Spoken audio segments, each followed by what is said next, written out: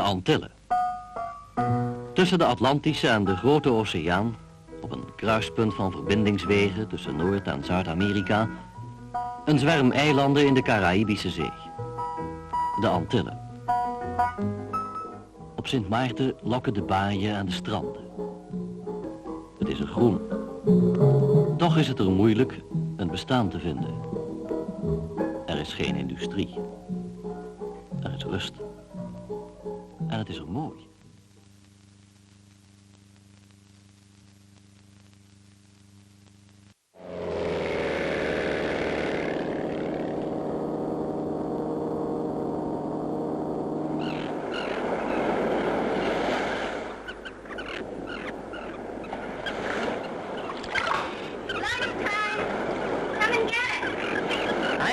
Right now.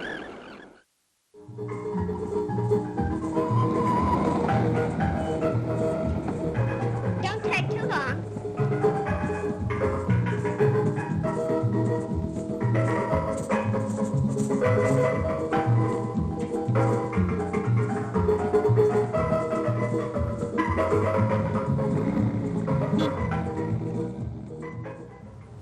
We were considered an average family.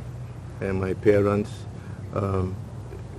raised small stock as a means of generating funds to keep us, afloat, so to speak. And my father was a mason, and there was very little work for him. So my mother actually became the breadwinner.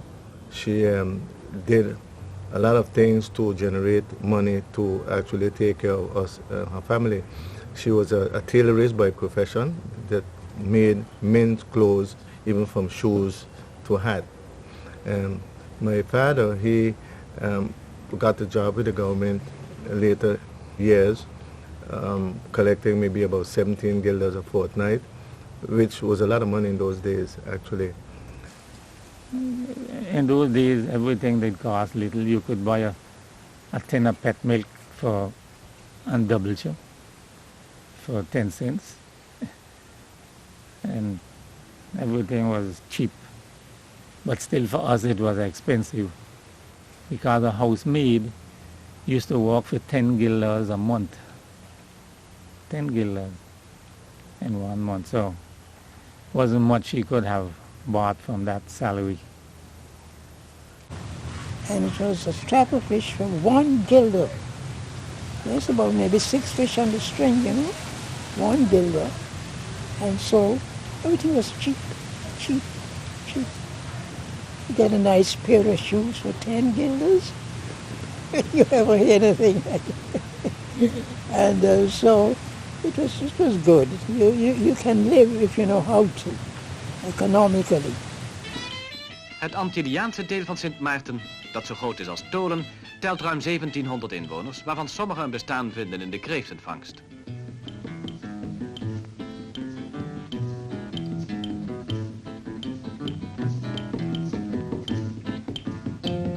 And God called the light day, and the darkness he called night, and the evening and the morning. People use a donkey as means of transportation. We had a donkey, and his name was Belvedere because he came from that estate, and we got him as a young colt, from that estate. And we used him to bring things from town, for example, a bag of sugar, a bag of flour. It was quiet on the island. Didn't have no cars. If you heard a plane during the day, you'd come outside and start looking to see if you saw that plane, because that was something great. And during the hurricane months, if the weather is not right, and we are going to get a hurricane or anything like that, we knew it. We didn't have radios and all of that. But you could stay in Sucker Garden or in Phillipsburg, and you could hear the sea in Guana Bay, the waves breaking on the shore. It was so quiet.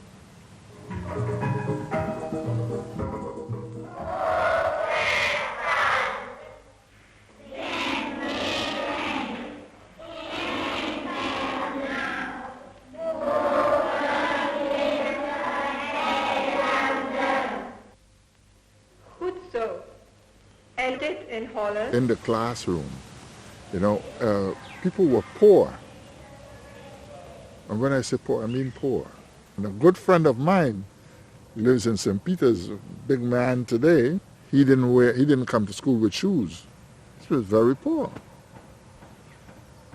And at one point, his mother took him to French Quarter and had a pair of sandals made for him, but from the tire of the car tire. And that was a common thing in those days. You had a pair of sandals made from the car tire, and it was comfortable and good. And he came to school with that.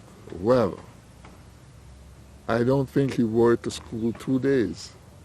Because the first day at school, he's sitting in the classroom, and again, when the teacher was changing classes, he would sit in the classroom, and then he would hear all of a sudden one of the students in the back, brum, brum, brum, squeak, brum, brum, brum, squeak.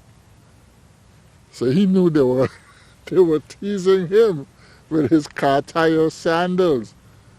And what he would do after that, he came to school in the morning. When he got to the school gate, he took them off and hid them outside.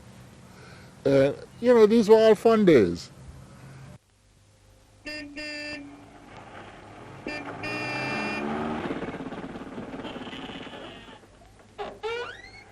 Hurry up, man, hurry up, it's late.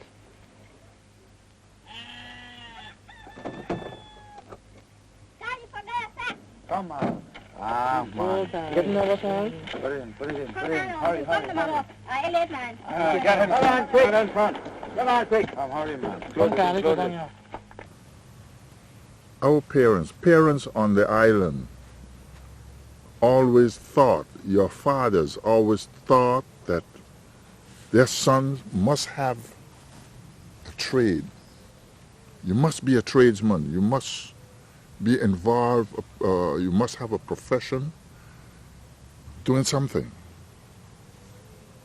So they picked me up and I did the test for technische school, passed it. They shipped me back to Aruba.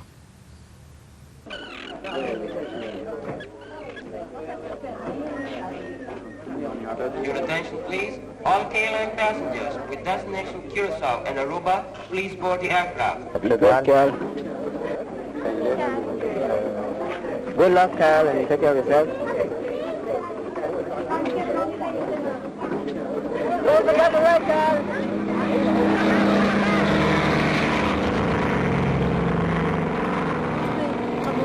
I meet for mama, Tamande, with a couple of chicks, Tamande. I beg her for one, Tamande. She wouldn't give me none, Tamande. And a rich chick, Tamande. I beg her for one, Tamande. And a rich chick, Tamande. I beg her for one. She wouldn't give me none. And you're right, trying to get away one of the children from her. And so those were the games we used to play when we were small. I used to skip. I used to play taps. I used to play cherry nut. I used to play riding bicycle, catching birds, all like that. So we used to do. We also set bird traps, pond bird traps at the ridge of the salt pond to catch the pond birds who were eating the midges.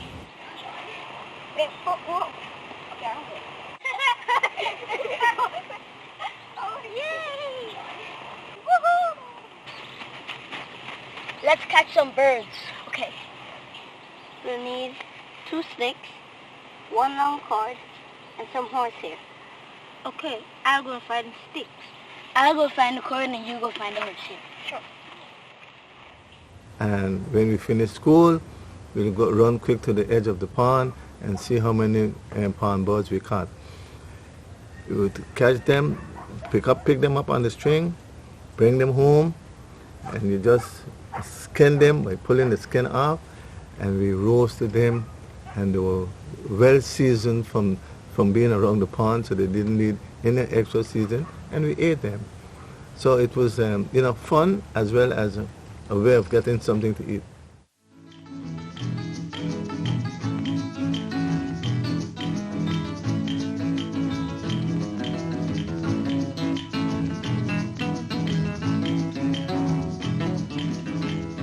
Dadelijk na aankomst wordt de vangst op het strand verkocht, waarbij sommige klanten de zee ingaan om het eerst aan bod te zijn.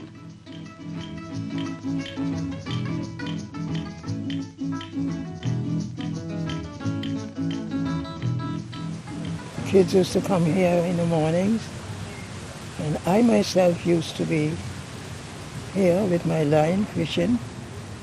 There was a pond right over there also. Fish comes straight from the sea inside the pond, jackfish, and we'll go in there and throw our line and catch the jacks, you know. Then we had some folks from Simsabay. There's a man from Simsabay who were living down the alley there, and his name was Old Joe.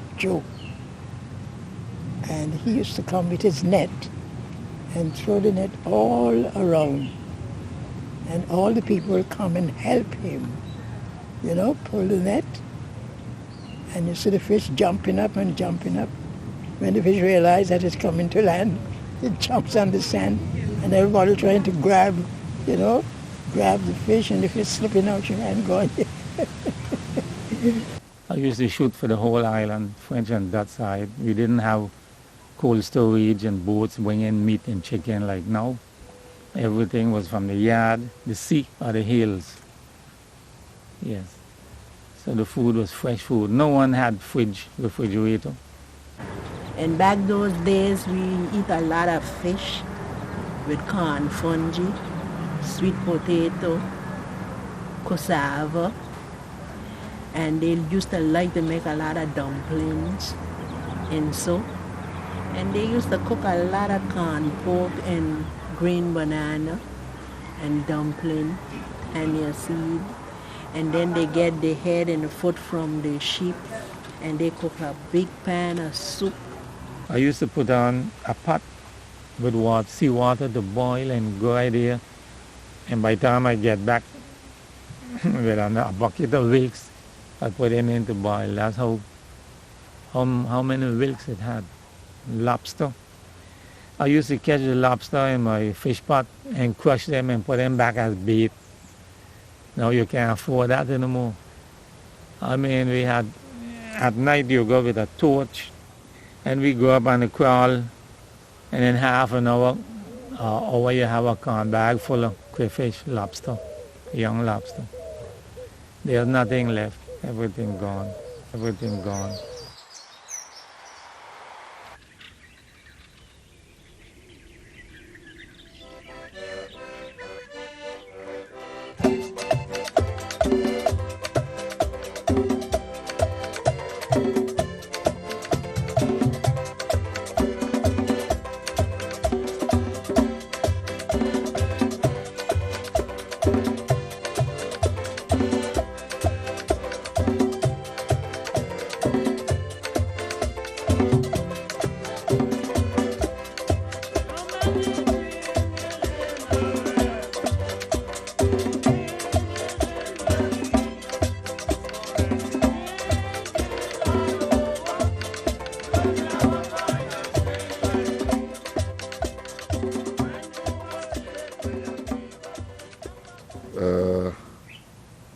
One would ask, what did you do for recreation? I'll tell you that in a real St. Martin way of saying it, we run woman. When you say you run woman, you went looking for girls, having a good time, out till 2, 3 o'clock in the morning, and woke up sometimes without having breakfast and go to work. On Saturday night, they used to have a dance out there on the swing height. There you could have come and have oldie goldies. And everybody come from all over the corners of St. Martin right out there to dance the oldie goldies. And you go to these parties, and when the young men come and ask you for a dance, they had to offer you a drink. I don't know if you young men do that now. They had to offer the girls a drink if she danced with them. But if you found a nice partner, and a good partner, you dance with that person almost all night, only that one partner. We played a variety of music. Variety, like I said. We played the Beatles music. The Heartbreakers, we played Beatles music. We played calypso. We played merengue. And calypso, merengue, and rock and roll. And of course the love songs. Because you who were playing music, you couldn't dance at that time while you're playing. But the other guys who were down there dancing, they wanted a little love song every now and again to cuddle with a girl on the dance floor and all of that. So it was a lot of fun. Yes, if a guy, for example, has serious intentions about a particular girl that he is in love with, he had to write her parents a letter and ask for the girl and visit the home decently, if you please, because the parents wouldn't allow him to sit with the girl alone. They would have to be there sitting too while he's courting the girl, and later on get engaged and then marriage. But the most important question that he had to answer, do you have a house to put her in? You have land? You're working? So the parents have to make sure that their daughter will be taken care of when she gets married or engaged to the guy. He had to provide for her well. Vroeger was de zoutwinning een belangrijke bron van inkomsten. Maar toen deze verviel, heeft men de laatste voorraad tot algemeen gebruik opgeslagen. The salt pond was huge. We didn't have the two other streets added to town. And in fact, the name of it was the Great Salt Lake. It probably was the biggest among the islands here. So the name of it was the Great Salt Lake. Well, we had more than one salt pond on the island. We had in Marigot and we had in Grand Cards. They used to pick salt too. Well, my grandparents, they used to go to the salt pond to pick salt. So me and my cousin Celine, we used to go to throw the salt to the salt heap. So when you're going with a pan of salt, they used to count them. So if you throw out 12 pans, they say that's a barrel. So how many barrels we throw out for the day? When the weekend come, we get paid for the amount we throw out. They had other freshwater ponds, yes. They had one in Point Blanche. They had an Atwell Pond by Bobby's Moreno. And we have the fresh pond over there. And we had a red pond and Oyster Pond, and we had Gibbs Pond, and we had Guanabe Pond. French Quarter has ponds. Grand Cars has ponds. Mullet Bay had a pond. I don't know if it's still there. And many ponds it had. Many ponds, yeah. The water in the ponds used to be different colors, something like the rainbow, and so that was also pretty and very fascinating for us young people to look at.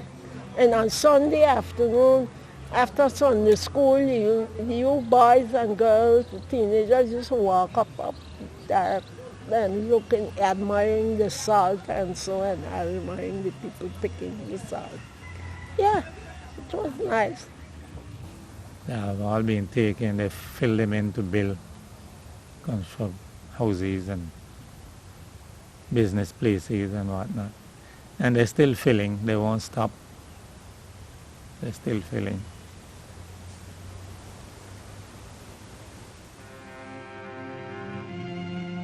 En van de zoutziederij staan nu nog maar enkele brokstukken overeind. Brokstukken uit het verleden. Een verleden dat nog andere herinneringen naliet.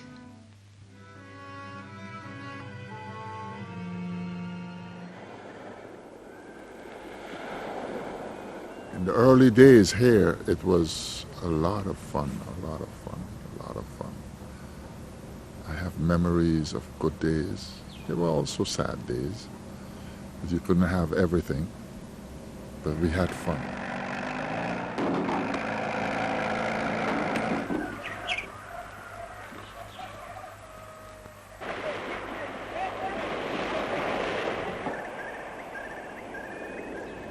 It's sweet St. Martin land. Because there are so many people trying to come here every day. And many of us don't know what we have. And so many are not trying to protect it.